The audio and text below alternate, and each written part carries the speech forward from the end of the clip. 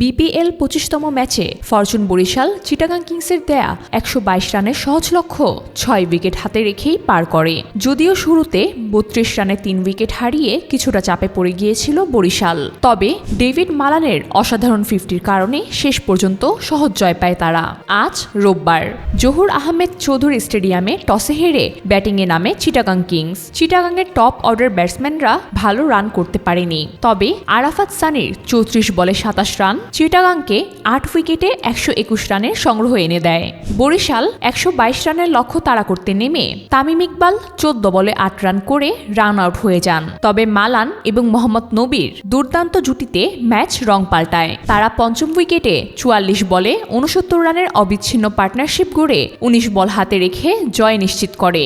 Malan ৪১ বলে ৫৬ run করে অপরাজিত থেকে ম্যাচ সেরা হন এবং নবী ২১ বলে ২৬ রানে অপরাজিত থাকেন। বল হাতে বরিশালের ফাহিম আশরাফ ও রিপন মণ্ডল ৩টি করে উইকেট নেন, আর চিটাগাংয়ের খালেদ আহমেদ ২টি উইকেট শিকার করেন। ৭ ম্যাচে ৫ জয়ে বরিশাল ১০ পয়েন্ট নিয়ে টেবিলের দ্বিতীয় স্থানে রয়েছে, আর চিটাগাং ৮ পয়েন্ট নিয়ে তৃতীয় স্থানে।